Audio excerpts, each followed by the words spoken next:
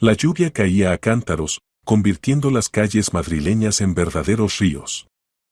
El aguacero de septiembre se abatió sobre la ciudad con tal fuerza que los limpiaparabrisas del todoterreno no lograban lidiar con los torrentes de agua que corrían por el parabrisas. El conductor, un profesional experimentado que trabajaba para Rodrigo Barrios desde hacía 10 años, por primera vez en mucho tiempo sentía inquietud al mirar por el espejo retrovisor a su jefe. Rodrigo Barrios estaba sentado en el asiento trasero, apretando el teléfono en sus manos. El millonario de 45 años, cuyo imperio empresarial incluía 23 centros comerciales y 15 complejos de oficinas por toda España, ahora parecía un padre común y corriente desesperado. Su apariencia siempre impecable, traje caro, reloj, cabello perfectamente peinado, todo eso parecía haber perdido sentido. En la pantalla del teléfono brillaba el último mensaje del doctor Serrano: Rodrigo, el estado de Catalina es crítico. El corazón está fallando. Ven inmediatamente. Apenas queda tiempo. El mensaje había llegado hacía 43 minutos y cada segundo contaba. Más rápido, Miguel. Dijo Rodrigo con voz ronca, permitiéndose por primera vez en todos los años de conocerse alzar la voz al conductor. Perdone, don Rodrigo, respondió Miguel, los atascos son terribles. La lluvia ha paralizado todo el centro. Pero ya casi llegamos, mire, ahí está la clínica. Rodrigo miró por la ventana y vio el edificio conocido de la Clínica Cardioquirúrgica Ramón y Cajal. Allí, entre esas paredes, luchaban por la vida de su única hija. Catalina, de 18 años, egresada de un gimnasio de élite, que debía ingresar dentro de 2 meses a la London School of Economics, ahora yacía en cuidados intensivos con un diagnóstico que sonaba como una sentencia. Miocardiopatía dilatada con desenlace en insuficiencia cardíaca terminal, recordó las palabras del cardiólogo jefe de la clínica. Desafortunadamente, don Rodrigo, esta enfermedad progresa rápidamente. Tenemos como máximo 24 horas. 24 horas. Solo 24 horas lo separaban de perder lo más querido que tenía.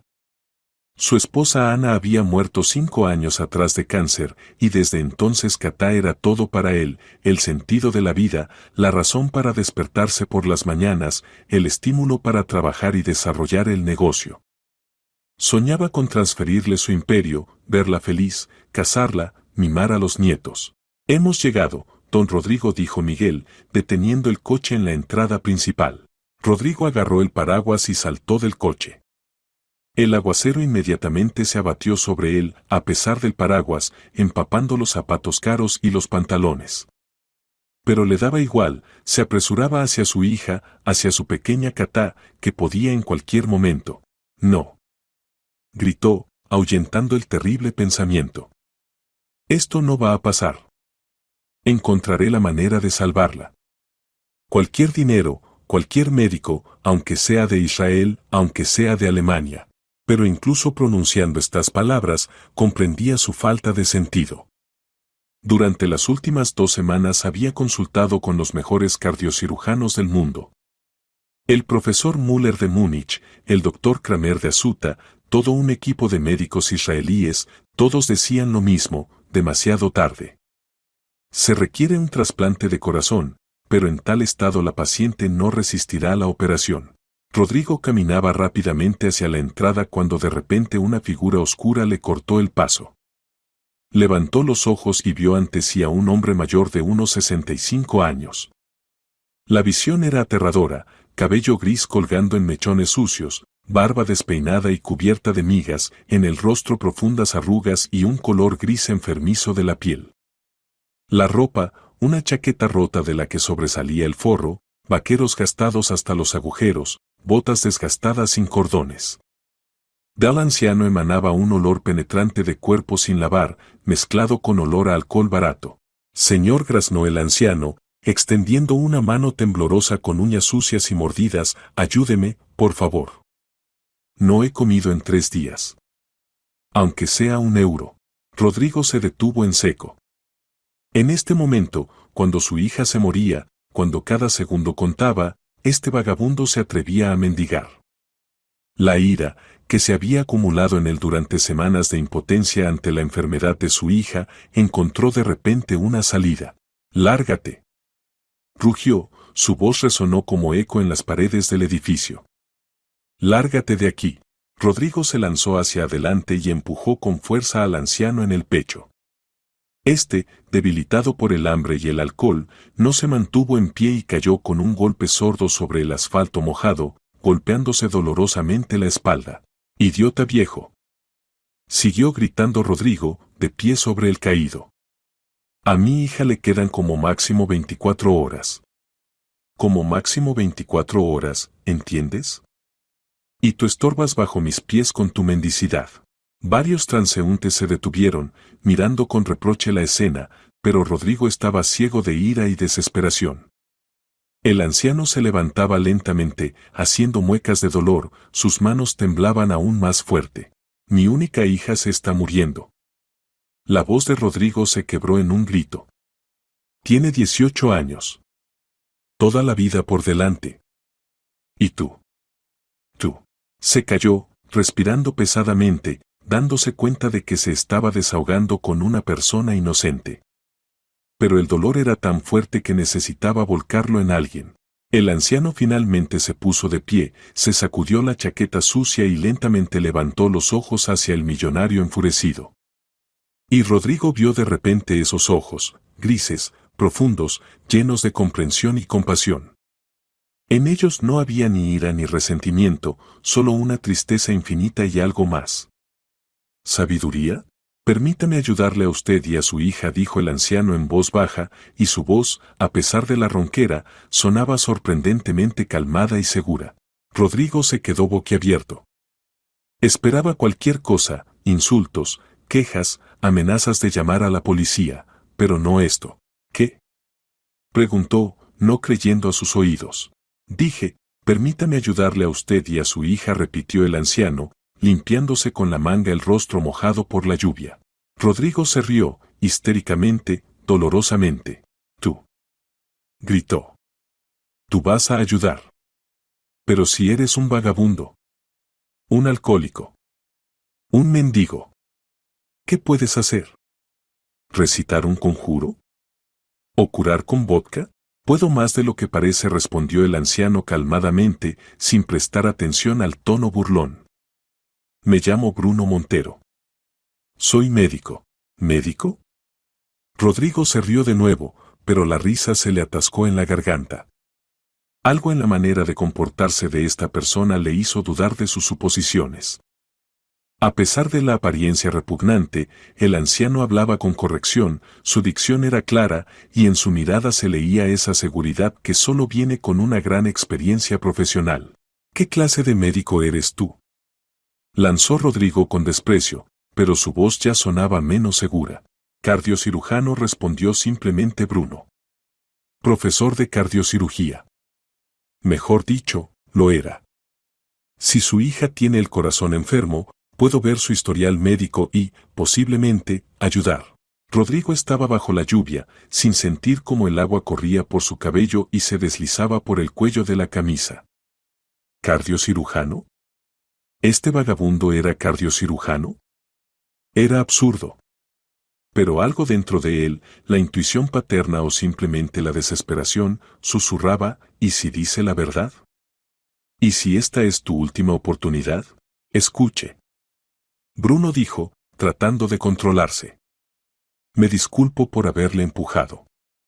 Es solo que me estoy volviendo loco de dolor. Lo entiendo, asintió el anciano. Yo mismo soy padre. Mejor dicho, lo era. ¿Qué le pasa a su hija? Miocardiopatía dilatada. Etapa terminal. Los médicos dicen que como máximo 24 horas. La voz de Rodrigo temblaba. Bruno lo miró atentamente. ¿Qué edad tiene la niña? 18. ¿Cuánto tiempo lleva enferma? Hace un mes comenzaron los desmayos. Después la disnea. En 2 semanas el estado empeoró drásticamente. Bruno frunció el ceño. Progresión rápida en una paciente joven. Interesante. ¿Y qué exámenes le hicieron? Rodrigo sintió como el corazón comenzó a latir más rápido. Esta persona hacía las preguntas correctas, como un médico y no como un charlatán. Todo lo posible. ECG, ecocardiografía, resonancia magnética del corazón, coronariografía. ¿Le hicieron biopsia del miocardio? No, los médicos dijeron que era demasiado arriesgado en su estado. Bruno se quedó pensativo, y Rodrigo notó cómo cambió su rostro. Apareció esa concentración que tienen las personas profundamente sumergidas en reflexiones profesionales. ¿Sabe qué dijo finalmente Bruno? No arriesgo nada si veo su historial médico. Y usted no pierde nada excepto tiempo. Pero si estoy en lo cierto en mis sospechas. ¿Qué sospechas? Posiblemente el diagnóstico esté mal puesto. Posiblemente haya una oportunidad de ayudar a su hija. Rodrigo estaba bajo el aguacero y sentía cómo dentro de él luchaban el sentido común y la desesperación paterna. El sentido común decía, es una idea delirante. Los mejores médicos del país han examinado a Katá. Pero la desesperación susurraba, ¿y si tiene razón? ¿Y si esta es la última oportunidad? Está bien, dijo finalmente. Vamos. Pero si me está engañando. No estoy engañando, respondió Bruno calmadamente. No tengo razones para mentirle. He perdido todo lo que se puede perder. Pero el deber médico permanece. Se dirigieron hacia la entrada de la clínica, y Rodrigo notó que aunque el anciano estaba mal vestido y evidentemente enfermo, caminaba con seguridad, como una persona que sabe a dónde va. Y esto le dio un poco de esperanza, esa esperanza que no había tenido durante 2 semanas. Bruno Montero estaba sentado en un banco en el pasillo de la clínica, con la espalda apoyada contra la pared fría. Sus manos temblaban no solo por el frío, sino también porque no había bebido en casi 24 horas. Cada célula de su cuerpo exigía alcohol, pero algo lo retenía. Tal vez era la última manifestación del deber profesional, o tal vez la esperanza de redención. 10 años atrás, ni en la peor pesadilla podía haberse imaginado en tal situación. Bruno Montero, lumbrerar de la cardiocirugía mundial, profesor que salvó miles de vidas, autor de una metodología revolucionaria de operaciones cardíacas en recién nacidos. Su nombre era conocido en las mejores clínicas del mundo, lo invitaban a dar conferencias en Harvard y la Sorbona. Los recuerdos llegaron con tal fuerza que gimió de dolor. El 28 de septiembre de 2014, el día que dividió su vida en antes y después. Acababa de terminar una operación de 7 horas en el corazón de un niño de 3 años. La operación había sido perfecta, el pequeño estaba salvado. Bruno estaba en el quirófano, quitándose los guantes, cuando le llamaron del aeropuerto de Bruselas. ¿Profesor Montero? La voz del despachador temblaba. Ha ocurrido una desgracia. El vuelo SN 2847 desde Madrid. El avión se estrelló al aproximarse para el aterrizaje. Bruno recordaba cómo el teléfono se le cayó de las manos. El vuelo SN 2847. Precisamente en ese vuelo volaban hacia él su esposa Verónica y su hija Nelly. Debían celebrar el aniversario de bodas y el cumpleaños de Nelly. ¿Sobrevivieron? Preguntó con voz ronca, recogiendo el teléfono. Lamentablemente, no respondió el despachador. Los 137 pasajeros y 8 miembros de la tripulación murieron. En ese momento algo se rompió en él para siempre. Se desplomó en el suelo del quirófano y comenzó a gritar, gritó tanto que acudieron enfermeras, anestesistas, otros médicos. Pensaron que tenía un ataque, llamaron a cardiólogos. Pero ¿cómo explicarles que este corazón simplemente se había desgarrado de dolor? El funeral fue una pesadilla. 2 ataúdes con restos, uno de Verónica, otro de Nelly. Bruno estaba junto a la tumba y no podía creer que esto le estuviera pasando a él. Verónica, su amada esposa, que siempre lo había apoyado, que había abandonado su carrera de traductora para seguirlo por el mundo. Nelly, su rayito de sol, que estudiaba en la Facultad de Derecho de la Universidad Complutense de Madrid y se iba a casar con su compañero de clase Pablo. Papá escuchaba la voz de Nelly de la última conversación telefónica, mamá y yo te extrañamos tanto. No puedo esperar a verte. Tengo una sorpresa para ti, Pablo me pidió matrimonio. ¿Te imaginas? Vas a tener un yerno. Ahora en lugar de un yerno solo tenía una tumba en el cementerio de la Almudena y una fotografía de una familia feliz que llevaba en el bolsillo interior de la chaqueta rota. Los primeros meses después del funeral intentó trabajar. Los colegas en Bélgica fueron comprensivos, le dieron tiempo, pero las manos comenzaron a temblar. Durante una operación de reemplazo de válvula aórtica en una niña de 5 años, sus manos temblaron tanto que el asistente tuvo que tomar el bisturí. Bruno le dijo entonces el jefe del departamento, Dr. Van der Berg, necesitas vacaciones. Vacaciones prolongadas. Pero ninguna vacación podía curar la herida en el alma. Comenzó a beber, primero por las noches, para dormir sin pesadillas, luego por las mañanas, para encontrar fuerzas para levantarse de la cama. Coñac, whisky, vodka, todo lo que pudiera ahogar el dolor aunque fuera por unas horas. Profesor Montero recordaba la voz del decano de la Facultad de Medicina, entendemos su dolor, pero no podemos permitir que aparezca en las clases en tal estado. Los estudiantes se quejan de que huele a alcohol. El despido de la universidad fue solo el comienzo del fin. Luego lo despidieron de la clínica cuando apareció ebrio de guardia. Después vendió el apartamento en Bruselas, simplemente se lo dio por la mitad del precio al primer comprador que aceptó comprarlo. El dinero se fue en alcohol en unos pocos meses. Regresó a Madrid, pero tampoco encontró paz aquí. Los viejos amigos y colegas al principio trataron de ayudar, pero él rechazaba a todos. El profesor Iglesias del Hospital Ramón y Cajal le ofreció trabajo, pero Bruno ni siquiera pudo acudir a la entrevista, la víspera se fue de borrachera. Bruno lloraba a su prima hermana Leticia, te estás matando. Verónica y Nelly no querrían verte así. No te atrevas a recordarlas. Gritaba él en respuesta. No te atrevas. Debería haber volado con ellas. Debería haber muerto junto con ellas. Los últimos 5 años vivió en el sótano de un edificio de 9 plantas en la calle de Alcalá. Allí lo llevó Sergio, otro alcohólico degradado que conoció en la estación de Atocha. En el sótano vivían otros 5 vagabundos, todos con sus terribles historias. Un militar retirado que no pudo superar la muerte de su hijo en una misión militar. Una anciana a la que echaron de casa sus propios hijos. Un joven que se enganchó a las drogas. El sótano era húmedo y frío, olía a orina y moho. En invierno se envolvían en mantas viejas encontradas en contenedores de basura, en verano se refugiaban del calor yendo a pasos subterráneos y allí pidiendo limosna. Bruno dormía en cartón, se cubría con un abrigo viejo que recogió de la basura. Cada mañana se despertaba con un pensamiento, encontrar dinero para una botella.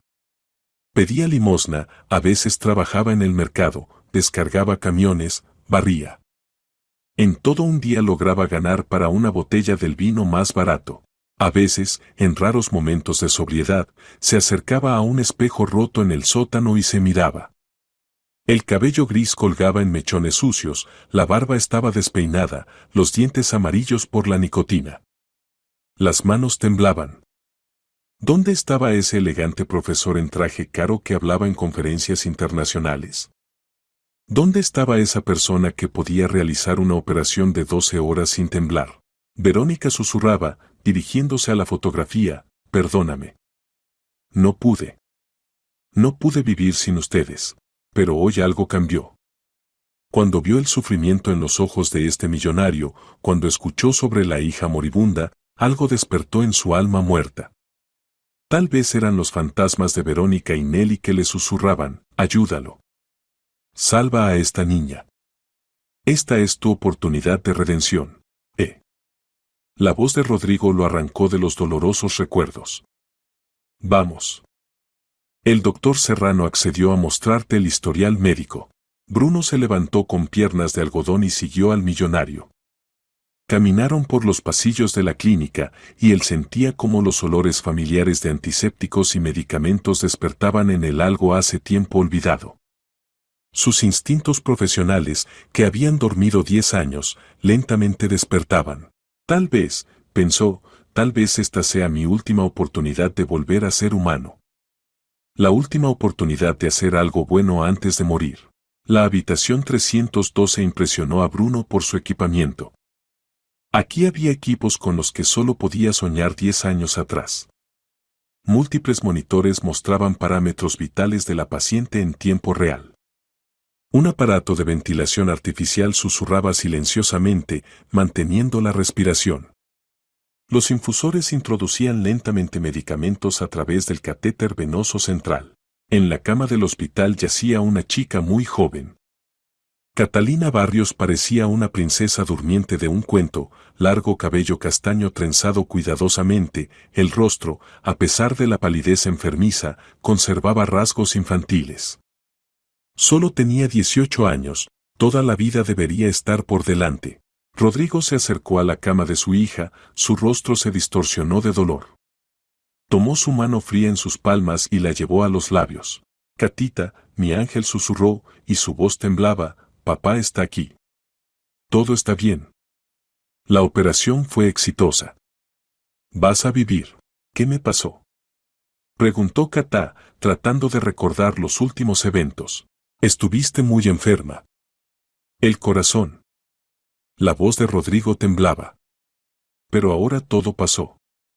Te operaron los mejores cirujanos del mundo. Catá trató de sentarse, pero el padre la retuvo suavemente. No te apresures. Necesitas recuperarte gradualmente. Los médicos dijeron que los primeros días necesitas estar acostada. Recuerdo los desmayos, dijo Catá, la disnea. Y después todo como en una niebla. No pienses en eso, respondió Rodrigo. Lo principal es que estás con nosotros. Bruno estaba en el umbral de la habitación y su mirada profesional automáticamente leía las indicaciones de los monitores. Frecuencia cardíaca, 130 latidos por minuto, críticamente alta. Presión arterial, 80/50, catastróficamente baja. Saturación de oxígeno, 89%, a pesar de la ventilación artificial. Presión venosa central, 22 milímetros Hg, lo que hablaba de insuficiencia ventricular derecha. Dios mío, dijo en voz baja, se está muriendo ahora mismo. El doctor Serrano se volvió hacia su voz. Era un hombre de unos 50 años, con mirada cansada y sienes grises. Jefe del departamento que había visto muchas muertes, pero cada una de ellas le quitaba un pedazo del alma.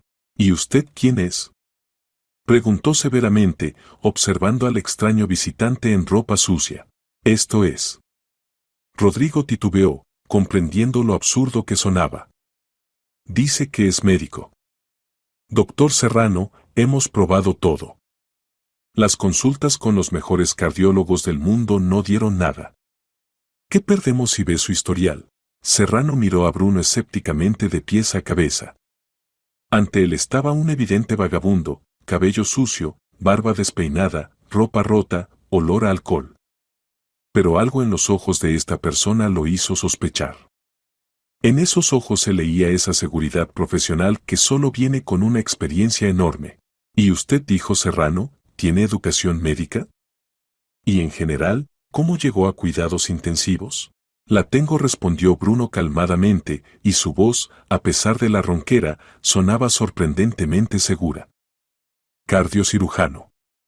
Bruno Montero. El doctor Serrano se quedó petrificado como herido por un rayo. Se acercó lentamente a Bruno, escrutando su rostro.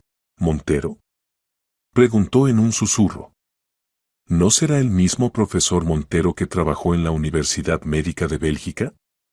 ¿Quién desarrolló la metodología de operaciones cardíacas en recién nacidos? ¿El autor de la operación de Montero?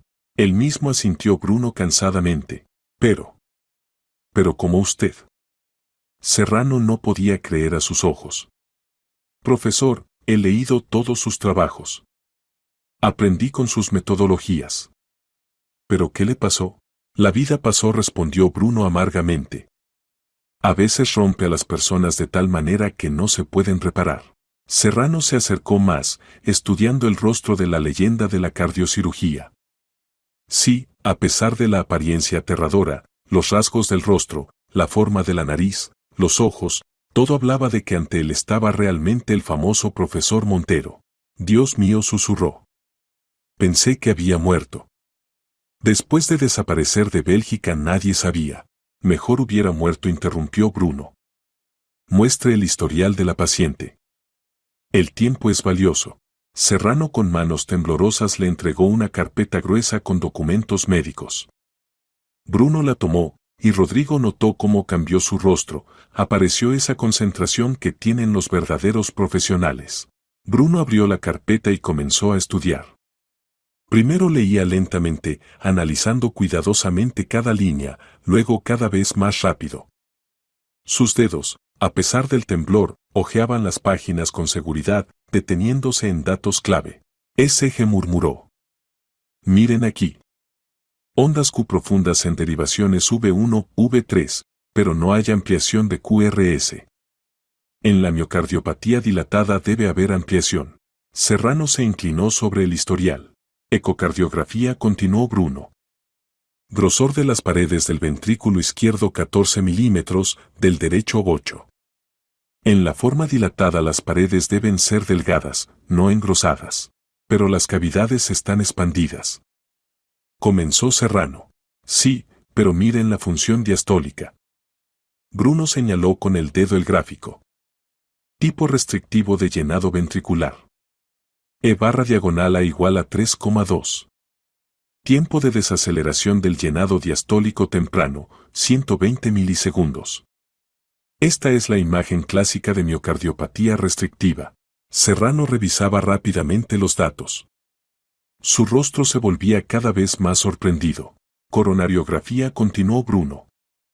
Las arterias coronarias están intactas. Pero miren la hemodinámica pulmonar, presión en la arteria pulmonar 60 milímetros de mercurio, presión de enclavamiento 28. Esto es restricción. Dios mío, susurró Serrano. ¿Pero cómo pudimos equivocarnos? Un concilio de los mejores cardiólogos. Porque miraron los síntomas, no la causa, dijo Bruno. Disnea, edemas, cavidades cardíacas expandidas, todo esto existe tanto en la forma dilatada como en la restrictiva. Pero el mecanismo de desarrollo es diferente. Rodrigo escuchaba su conversación, sin entender los términos médicos, pero sintiendo que estaba pasando algo importante. ¿Entonces se puede ayudar?, preguntó con voz temblorosa. Si es amiloidosis del corazón u otro proceso infiltrativo, entonces sí, respondió Bruno. Se necesita resección endomiocárdica con prótesis valvular. La operación es compleja, pero factible. Pero tales operaciones no se hacen en España, objetó Serrano. En España no, concordó Bruno. Pero mi alumno, Cristóbal Sánchez, trabaja en la clínica de la Cruz Roja en Bruselas. Él puede realizar tal operación. ¿Su alumno?, preguntó Serrano. Sí. Yo le enseñé cuando daba clases en Bélgica. Ahora es uno de los mejores cardiocirujanos de Europa. En la voz de Bruno apareció orgullo. Rodrigo agarró a Bruno del brazo. ¿Puede contactarlo? ¿Ahora mismo? No puedo, negó con la cabeza Bruno. No tengo ni teléfono ni computadora. Y es poco probable que quiera hablar conmigo después de que desaparecí de su vida. ¿Pero puede darme sus coordenadas? Puedo. Pero dígale que llama en nombre de Bruno Montero. Dígale que pido su ayuda para una niña moribunda. Él entenderá. En este minuto los monitores en la habitación sonaron bruscamente. El ritmo cardíaco de Katá se aceleró a 160 latidos por minuto, la presión cayó a valores críticos. Fibrilación auricular. Gritó Serrano, lanzándose hacia la chica. Enfermeras. Inmediatamente, 2 enfermeras corrieron a la habitación con el carrito de reanimación. Serrano rápidamente llenó una jeringa con medicamento y la inyectó en el catéter central. Cordarón 200 miligramos, ordenó. Preparen el desfibrilador.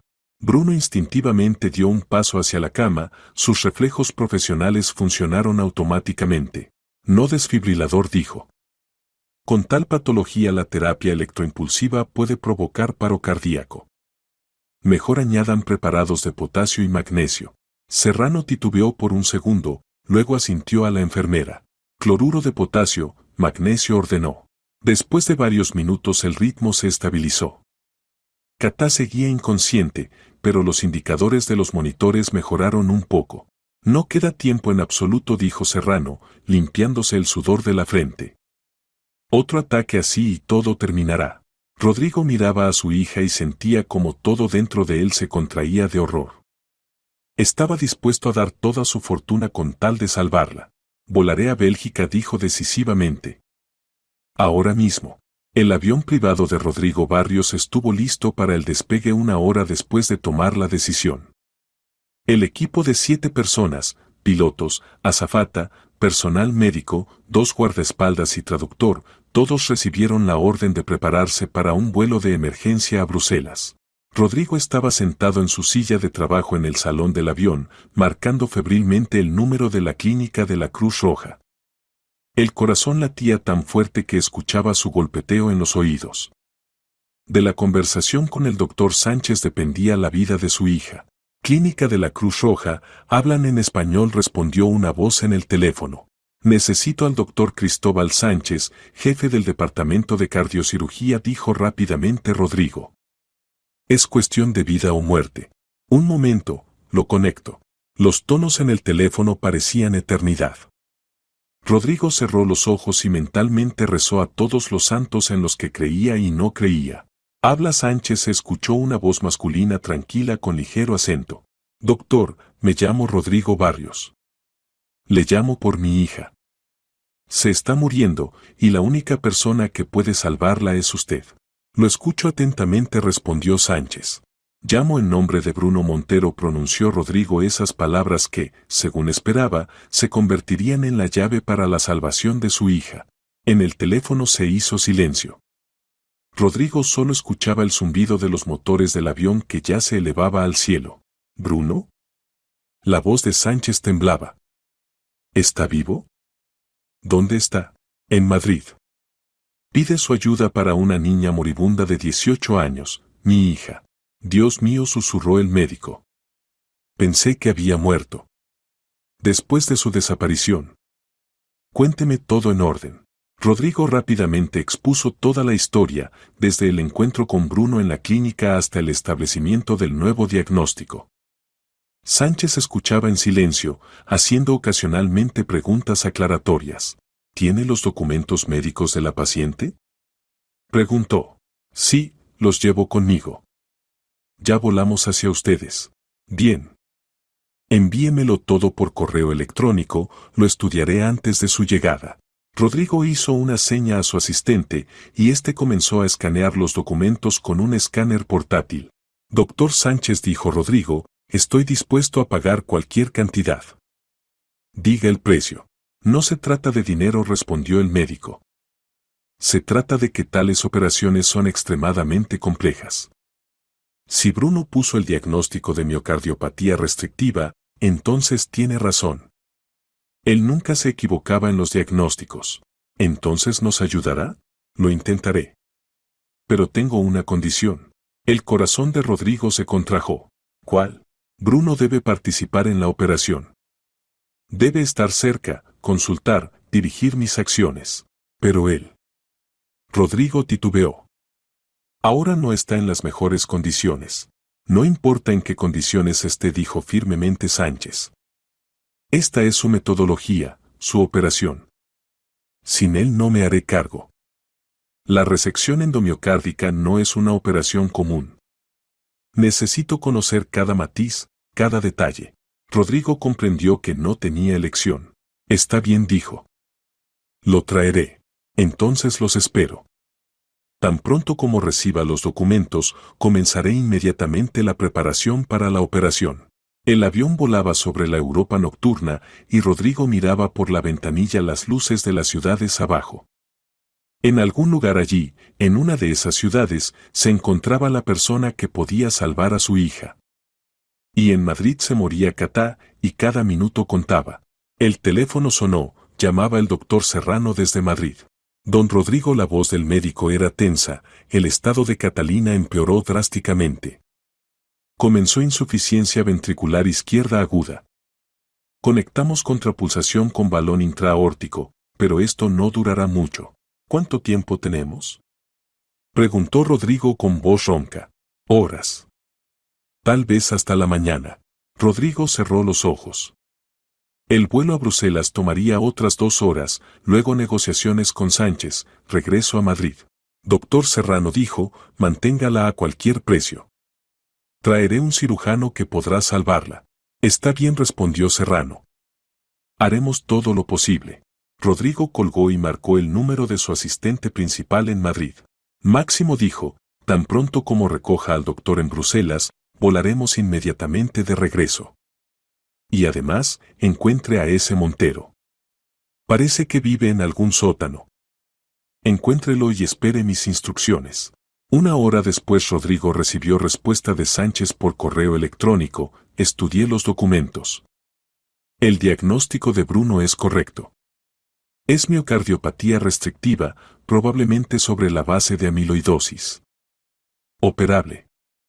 Listo para volar a Madrid, pero la operación solo con el maestro. Sin Bruno no me haré cargo. El avión se acercaba al aterrizaje en el aeropuerto de Bruselas. Rodrigo miraba las luces de Europa y pensaba que nunca en la vida había experimentado tal tensión. Incluso cuando se decidían negocios multimillonarios, cuando su imperio colgaba de un hilo, no sentía tal miedo, porque entonces se trataba de dinero. Y ahora, de la vida de su única hija. La clínica de la Cruz Roja los recibió con pasillos fríos y blancura estéril de las paredes. Eran las 4 de la mañana, pero el doctor Sánchez los esperaba en su oficina. Era un hombre de unos 40 años, de estatura media, con ojos marrones atentos y movimientos seguros de cirujano. ¿Usted es Barrios?, preguntó, extendiendo la mano. Soy Cristóbal Sánchez. Doctor, gracias por aceptar recibirnos, respondió Rodrigo, estrechando la mano extendida. Pasen, siéntense. Sánchez señaló con un gesto la silla. Cuénteme sobre Bruno. ¿Cómo está? ¿Dónde ha estado todos estos años?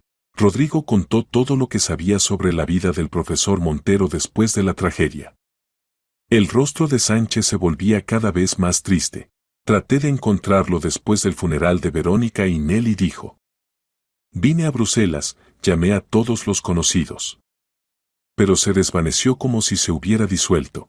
Se degradó, dijo honestamente Rodrigo. Se emborrachó, se volvió indigente. Cuando lo encontré, pedía limosna. ¿Pero puso el diagnóstico correcto? En la voz del médico sonaba esperanza. Sí. Su colega de Madrid confirmó que es realmente miocardiopatía restrictiva. Sánchez guardó silencio largo tiempo, estudiando los documentos médicos de Catá. ¿Entiende? Dijo finalmente, esta operación la desarrolló precisamente Bruno. Fue el primero en el mundo en realizar resección endomiocárdica en amiloidosis del corazón. Aprendí de él, asistí en decenas de tales operaciones, pero... Se tensó Rodrigo. Cada caso es único. Necesito tomar decisiones durante la operación, ver lo que solo él ve. Sin su participación el porcentaje de éxito cae del 30 al 10%. Y con él, 50%. Bruno es un genio de la cardiocirugía. Aunque sus manos tiemblen, su cerebro funciona como antes. Rodrigo sintió una oleada de esperanza. ¿Entonces acepta volar con nosotros? Sí, asintió Sánchez. Pero con la condición de que Bruno asista. Y otra condición más, la operación debe realizarse en las próximas 24 horas. Según los documentos, casi no queda tiempo. Acepto cualquier condición, dijo Rodrigo. Sánchez se levantó y se acercó a la ventana. ¿Sabe?, dijo, por mucho tiempo me culpé por no haber podido ayudar al maestro después de la tragedia. Tal vez ahora tengo la oportunidad de corregir esto. ¿Cómo? Bruno perdió el sentido de la vida después de la muerte de su familia. Pero si salva a su hija, si vuelve a sentirse médico, posiblemente esto lo ayude a regresar a la vida. Rodrigo comprendió que ante él no solo había un cirujano destacado, sino también una persona que ama a su maestro. Entonces volemos a salvar a mi hija, dijo. Y a su maestro.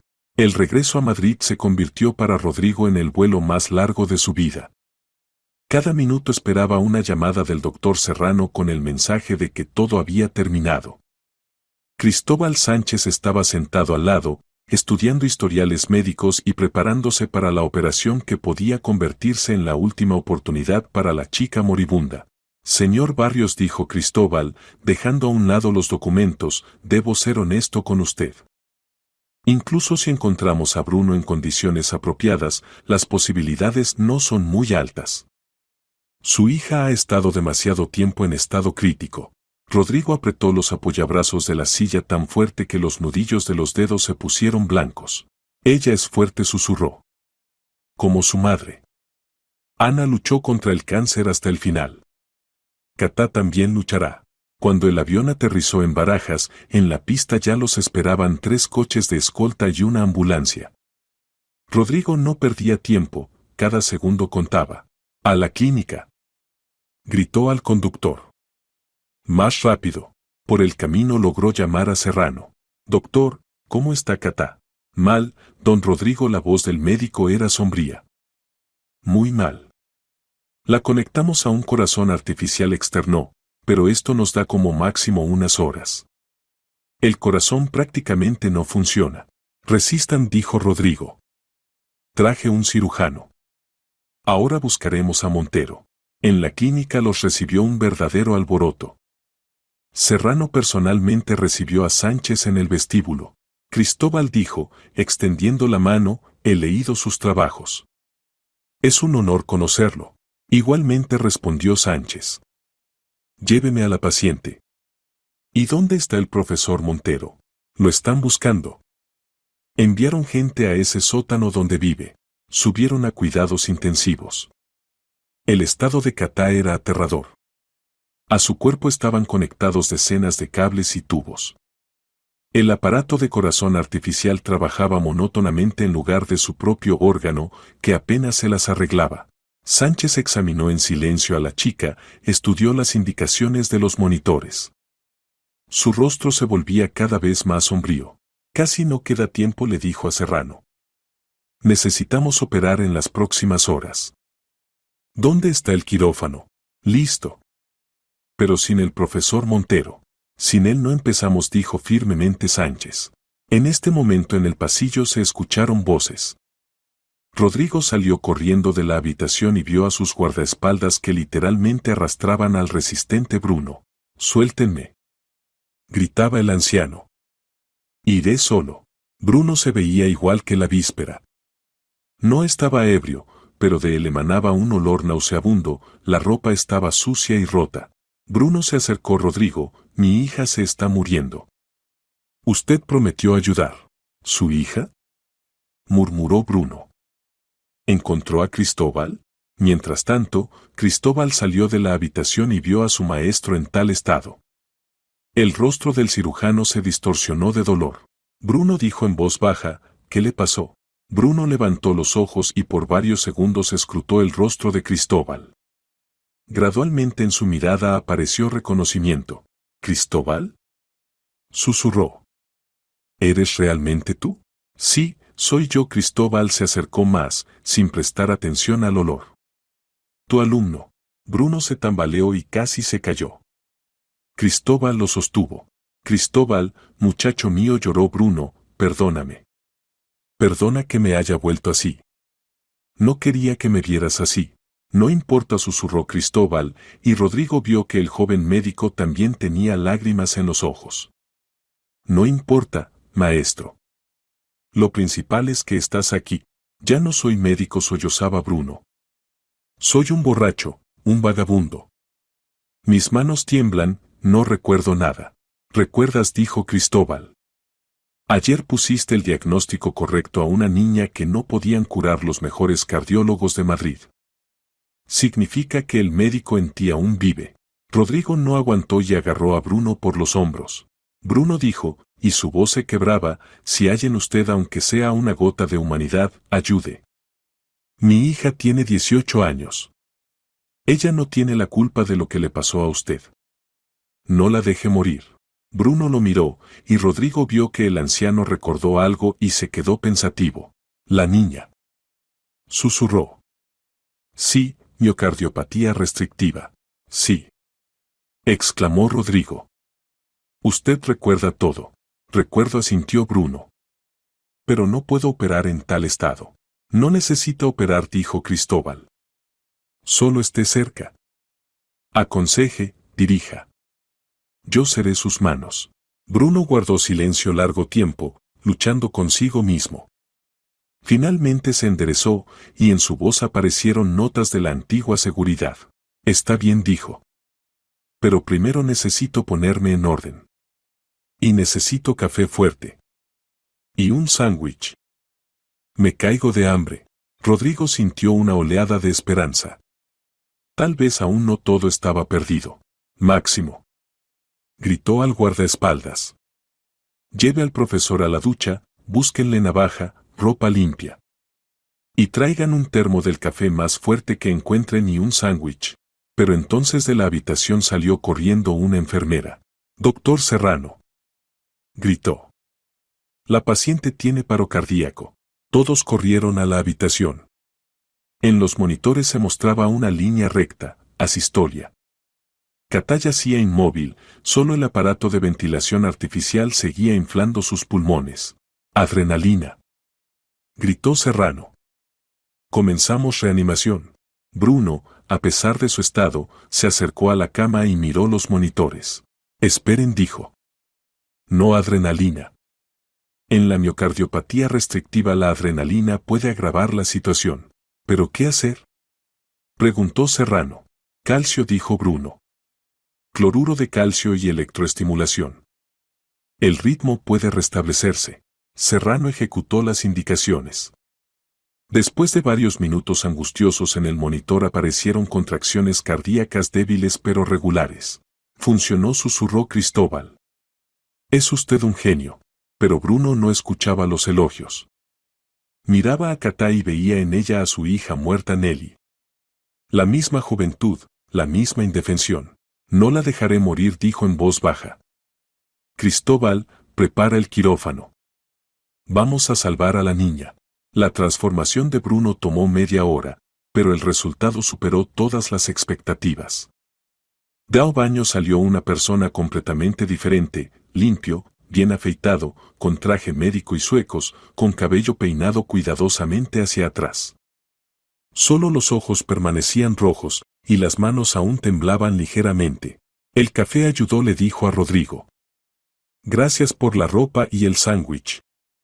Hacía tiempo que no me sentía humano. Rodrigo lo miraba y no podía creer que fuera el mismo indigente al que había empujado 2 días atrás. Ante él estaba un hombre respetable en el que se adivinaban los rasgos de la antigua grandeza. ¿Listos para empezar?, preguntó Rodrigo. Listo, respondió Bruno, y por primera vez en muchos años su voz sonaba segura. Cristóbal revisaba las radiografías de Katá cuando se abrió la puerta. Levantó la cabeza y se quedó inmóvil. Ante él estaba su maestro como lo recordaba, limpio, seguro de sí mismo, con esa dignidad especial que distingue a los verdaderos profesionales. Bruno, completamente diferente, reconozco en usted a mi maestro, susurró Cristóbal, y su voz temblaba de emoción. Sí, me puse en orden, respondió Bruno, y él mismo tenía lágrimas en los ojos. Estuvieron de pie uno frente al otro varios segundos, luego Cristóbal se acercó rápidamente al maestro y lo abrazó. Perdóname, Cristóbal, dijo Bruno. No podía hablar con nadie, ver a nadie. El dolor era demasiado fuerte. Entiendo, asintió Cristóbal. Pero lo principal es que está aquí. Ahora podemos ayudar a esta niña.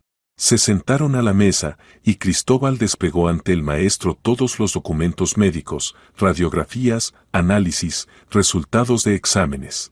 Dame los indicadores de su estado en este momento, dijo Bruno, y en su voz aparecieron notas profesionales.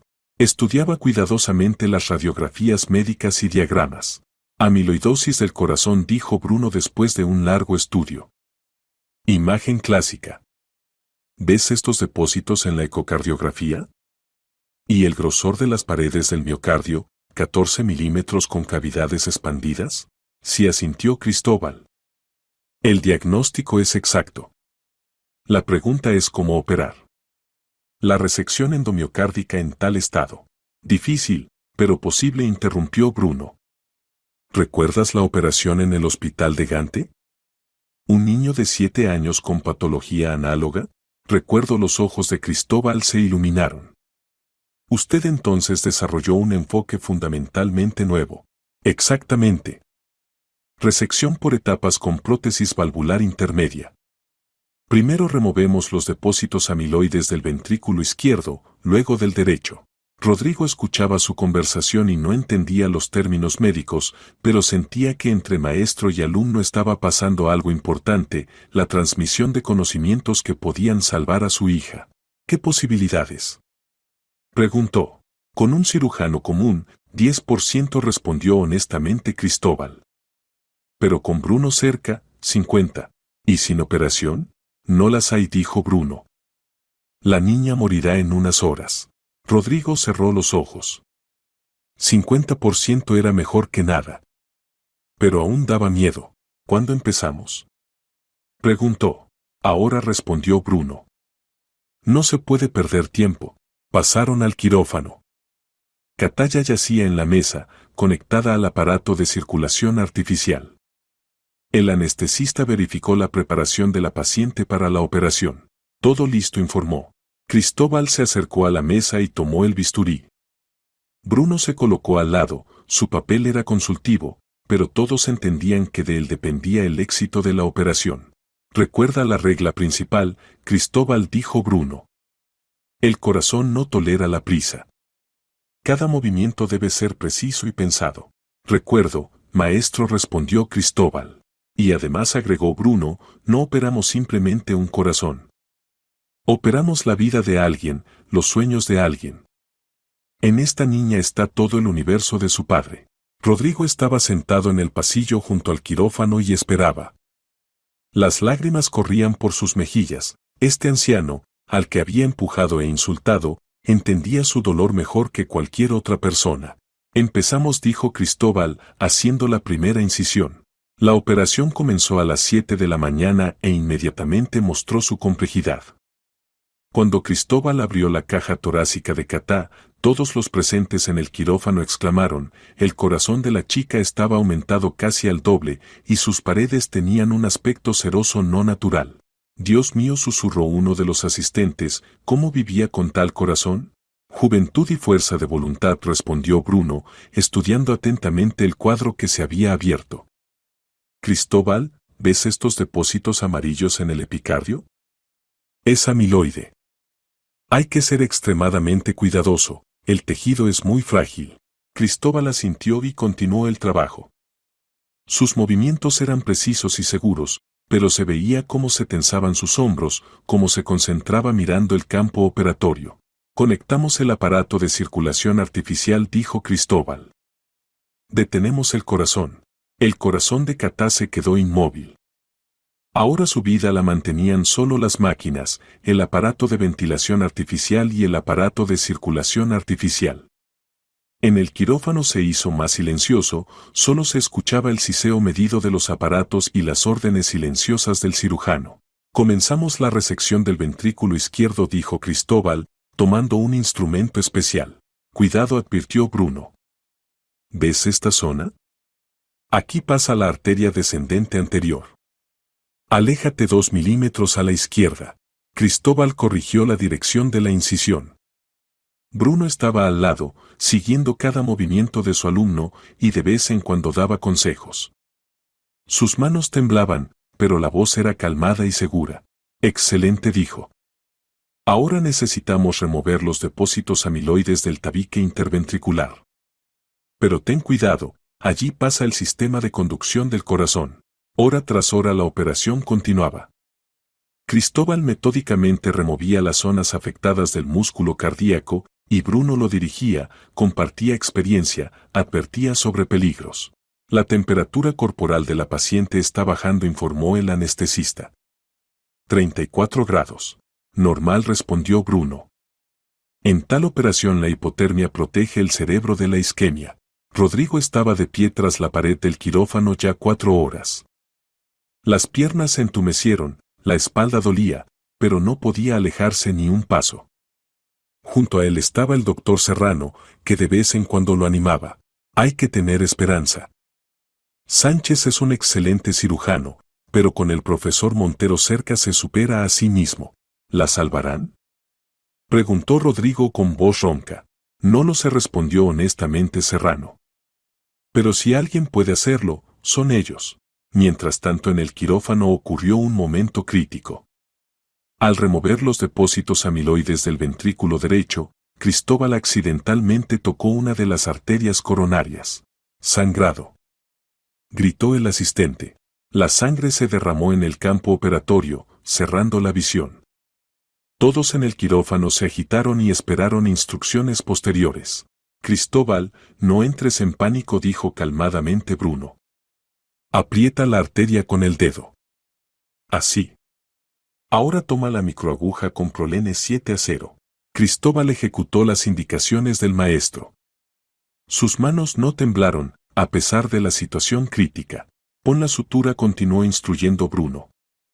¿Recuerdas cómo te enseñé? Puntada por el borde, no perfores la pared posterior. En 10 minutos el sangrado se detuvo. Cristóbal suspiró.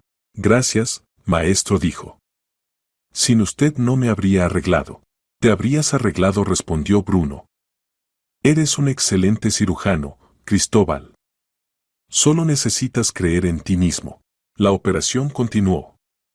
La remoción de los depósitos amiloides estaba terminada, ahora venía la parte más compleja, la prótesis de las válvulas del corazón.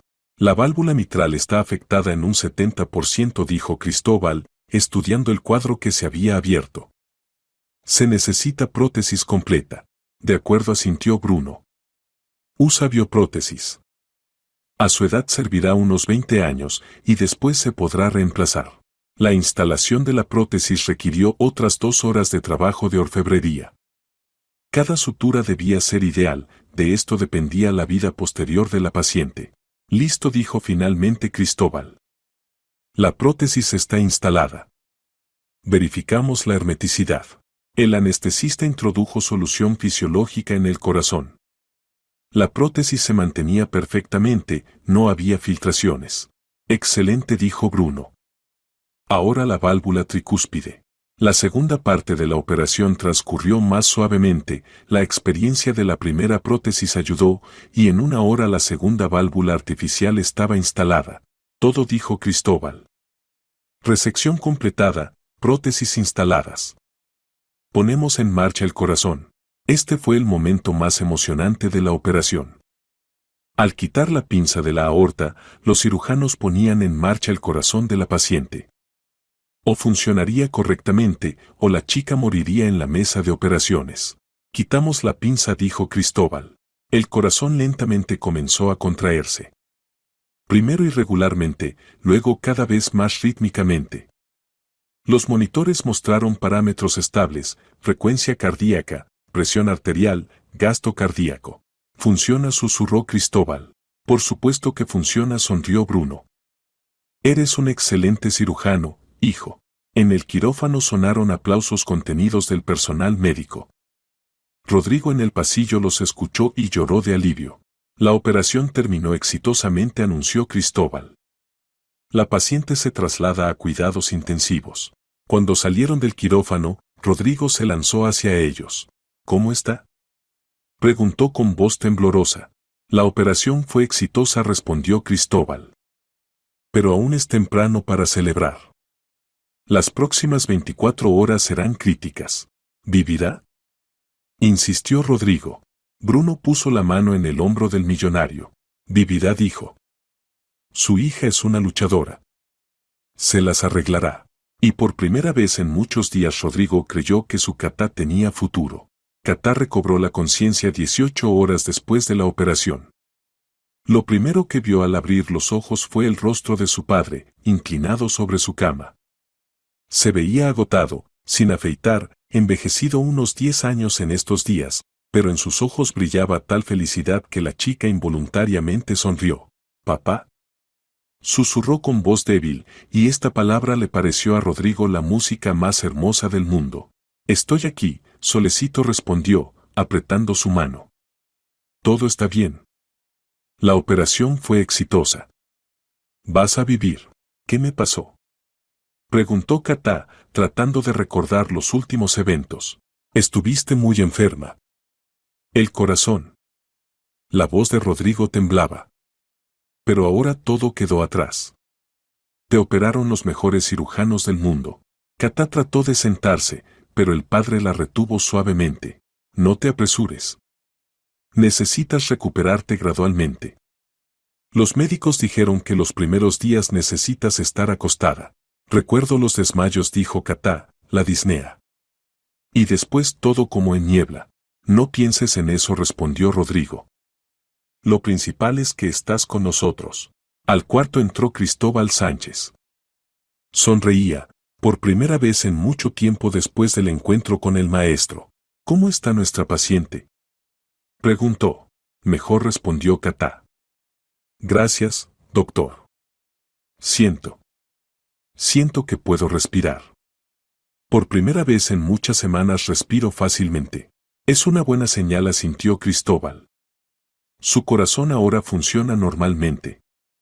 Pero hay otra persona a quien debe agradecer. Hizo una seña para que entrara Bruno.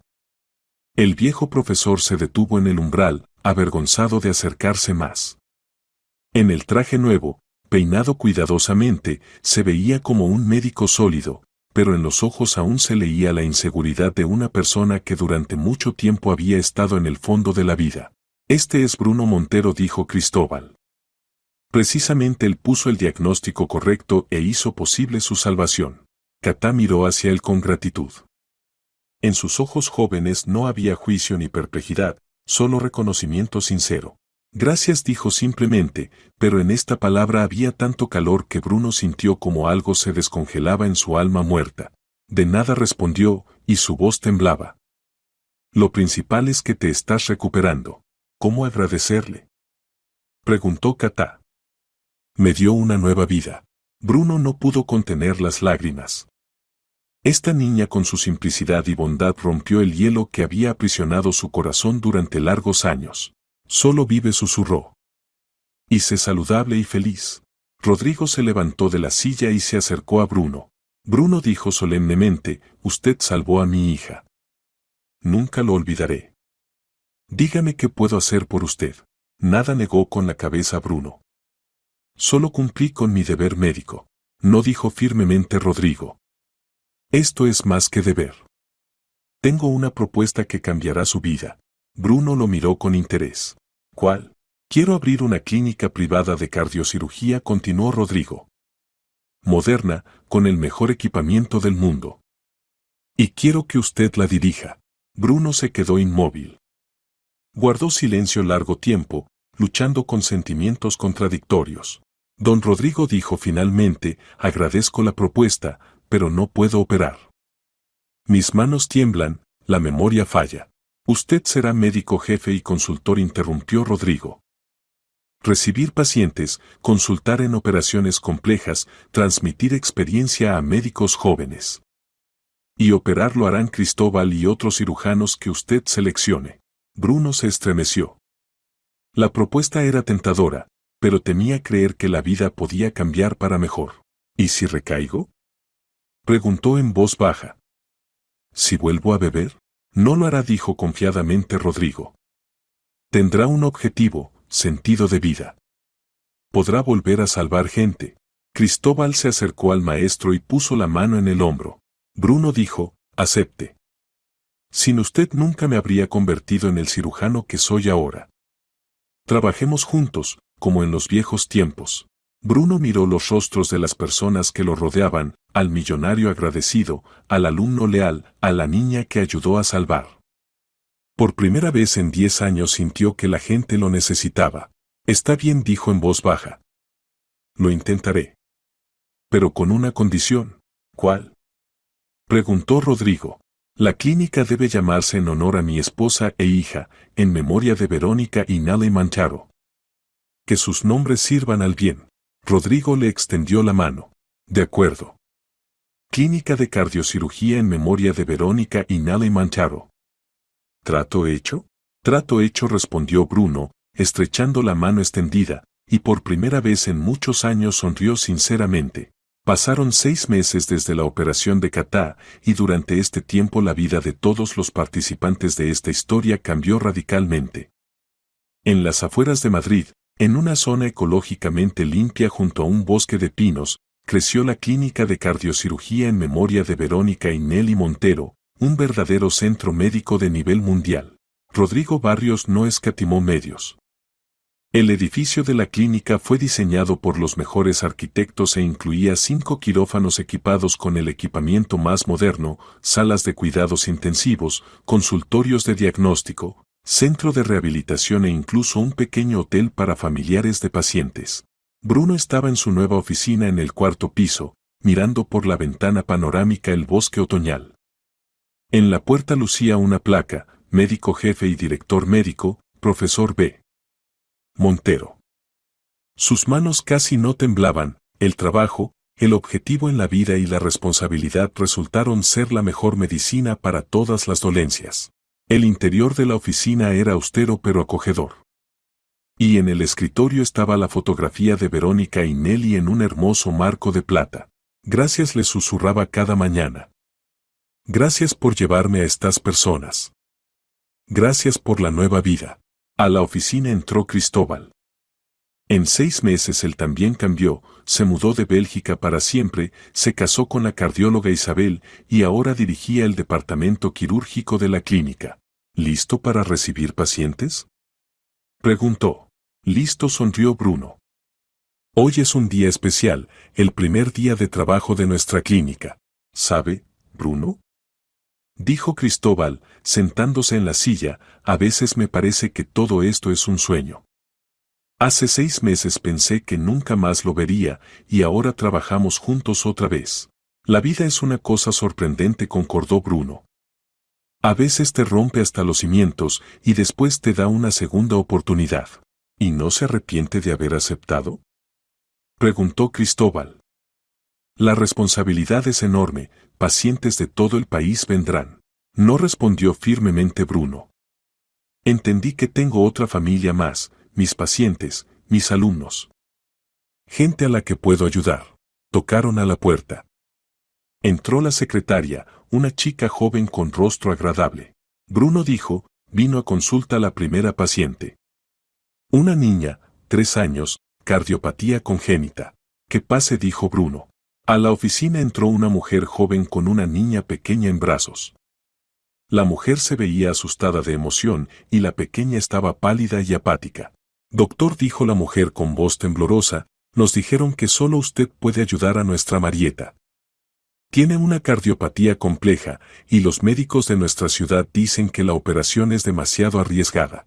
Bruno se acercó a ellas y cuidadosamente tomó a la niña en brazos. La pequeña no se resistió, solo miraba al doctor con ojos grandes. Muestre los documentos médicos, dijo Bruno. La mujer le entregó una carpeta gruesa con análisis y radiografías. Bruno los estudió atentamente, mirando de vez en cuando a la niña. Tetralogía de Fallot con atresia de arteria pulmonar, dijo finalmente. Caso complejo, pero operable. ¿Y las posibilidades?, preguntó la mujer, y en su voz se escuchaba el miedo mal disimulado. Buenas, respondió Bruno. Hemos hecho operaciones similares muchas veces. Lo principal es no demorar el tratamiento. La mujer lloró de alivio. Gracias, susurró. Gracias por darnos esperanza. Bruno la miraba y se recordaba a sí mismo hace muy poco tiempo, una persona desesperada, degradada, que había perdido todo. Y ahora podía volver a dar esperanza a la gente, devolverles lo más querido, la salud de sus hijos. Cristóbal realizará la operación, dijo. Y yo consultaré. No se preocupe, su pequeña estará bien. Cuando la mujer con la niña se fue, a la oficina entró Rodrigo. En 6 meses él también cambió mucho, se volvió más calmado, equilibrado. El negocio ya no lo absorbía completamente, entendió que hay cosas más importantes que el dinero. ¿Cómo van las cosas? ¿El primer paciente?, preguntó. Sí, asintió Bruno. Niña de 3 años con cardiopatía congénita. Operaremos la próxima semana. ¿Y cómo está Cata?, preguntó Cristóbal. Excelente, sonrió Rodrigo. Ingresó al instituto médico, estudia con entusiasmo. Dice que quiere ser cardiocirujana, como el tío Bruno. Bruno sintió calor en el pecho. Cata realmente se había vuelto para él como una segunda hija. A menudo venía a la clínica, ayudaba a las enfermeras, estudiaba literatura médica. Es una chica capaz, dijo. De ella saldrá una excelente médica. Por cierto, dijo Rodrigo, tengo noticias. El doctor Serrano quiere venir a trabajar con nosotros. Y otros 3 cardiocirujanos de otras clínicas. Esto es bueno, asintió Bruno. Necesitamos un equipo fuerte. Y además, continuó Rodrigo, fundé una fundación benéfica. Pagaremos el tratamiento de niños de familias de bajos recursos. Bruno lo miró con respeto. Esta persona, que hace 6 meses lo había empujado en la entrada de la clínica, resultó ser no solo un rico, sino un verdadero mecenas. ¿Cómo quiere llamar a la fundación?, preguntó. Segunda oportunidad, respondió Rodrigo.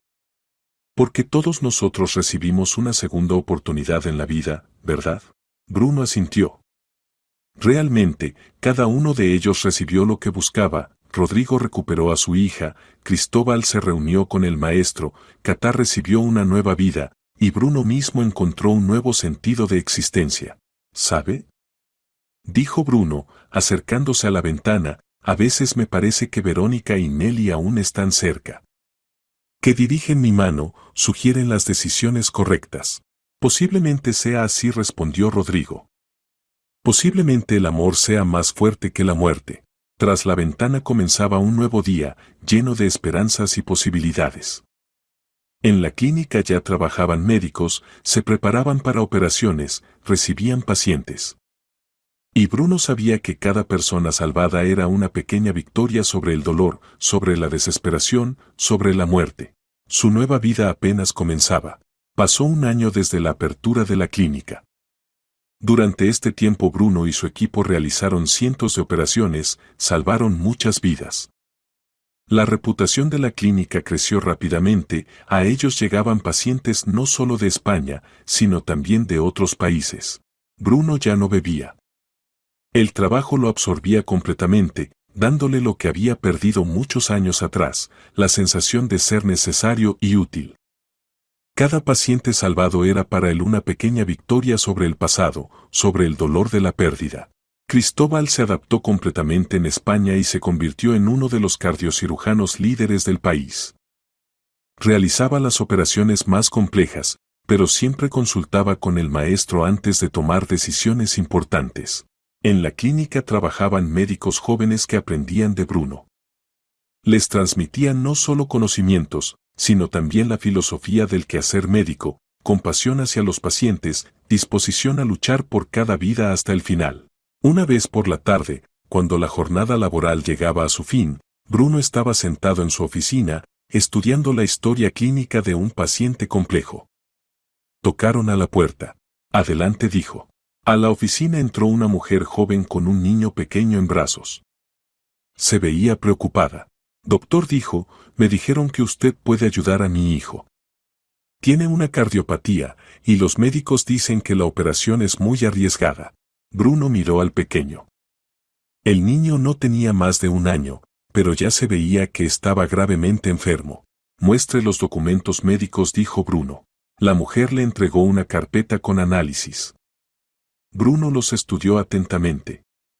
El caso era complejo, múltiples defectos de desarrollo del corazón que requerían una serie de operaciones. Difícil, dijo honestamente. Pero posible. Será necesario realizar varias operaciones por etapas. ¿Y qué posibilidades hay?, preguntó la mujer con voz temblorosa. Buenas, respondió Bruno. Hemos hecho operaciones similares. Lo principal es no perder tiempo. La mujer lloró de alivio. Gracias, susurró. Gracias por darnos esperanza. Bruno la miraba y se recordaba a sí mismo hace 1 año, una persona desesperada, degradada, que había perdido todo. Y ahora podía volver a dar esperanza a la gente, devolverles lo más querido, la salud y la vida de sus seres queridos. A menudo recordaba esa noche lluviosa de septiembre cuando su destino cambió en la entrada de la clínica. Entonces 2 personas estaban al borde de la desesperación, uno por el dolor, otro por la enfermedad de su hija. Bruno reflexionó. Tal vez su esposa e hija no simplemente abandonaron este mundo, sino que cumplieron su misión, le enseñaron a valorar la vida y ayudar a otros. Pasaron otros 5 años. La clínica en memoria de Verónica y Nelly Montero se convirtió en uno de los centros cardioquirúrgicos líderes no solo de España, sino también de Europa. Aquí venían a aprender médicos de diferentes países, aquí se realizaban conferencias internacionales. Bruno, que ya estaba en edad respetable, transfirió la dirección de la clínica a Cristóbal y él mismo era consultor honorario de los médicos. Venían a consultarle de todo el mundo sobre los casos más complejos. Cristóbal se convirtió no solo en un cirujano destacado, sino también en un excelente maestro. Bajo su dirección creció una nueva generación de cardiocirujanos que continuaban las tradiciones de la escuela de Montero. Catá Barrios terminó el instituto médico y ya trabajaba en la clínica. Se había convertido en una médica talentosa y prometía mucho. Rodrigo Barrios no solo continuaba financiando la clínica, sino también la fundación benéfica que pagaba el tratamiento de niños de familias de bajos recursos. En ese día primaveral, cuando el sol brillaba especialmente luminoso y en el aire olía a cerezo, Bruno estaba junto a la ventana de su oficina y pensaba en el camino recorrido. De brillante cardiocirujano a vagabundo degradado. Y después otra vez a médico respetado, tal camino no cualquiera podía recorrer. En la mesa como siempre estaba la fotografía, Verónica y Nelly le sonreían desde ella, como vivas. Bruno ya no lloraba mirando esta fotografía. Ahora siempre sentía su presencia cerca, su aprobación y apoyo. Gracias, dijo en voz baja. Gracias por llevarme a Rodrigo. Gracias por la nueva vida. A la oficina entró una enfermera.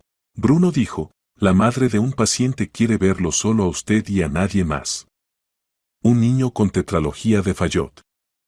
Los padres están desesperados.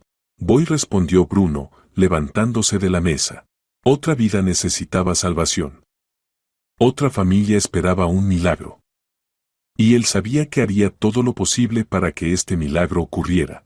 Saliendo de la oficina, miró por última vez la fotografía de su esposa e hija. Le sonreían, como diciendo, estamos orgullosos de ti, Bruno. Continúa salvando gente. Esta es tu misión en este mundo. Y el viejo profesor Bruno Montero fue al encuentro de un nuevo día, nuevos pacientes, nuevas oportunidades de dar a alguien esperanza y vida. Porque en esto consistía el sentido de su existencia, ser médico, sanador de corazones humanos. La historia terminó como debía terminar, con la victoria del bien sobre el mal, de la esperanza sobre la desesperación, de la vida sobre la muerte. Cada uno de los héroes recibió lo que buscaba. Y en algún lugar en los cielos Verónica y Nelly Montero sonreían, viendo cómo su amado esposo y padre volvió a ser esa persona que conocían y amaban, un médico con mayúscula, salvador de vidas humanas, persona que nunca se rinde ante la desesperanza.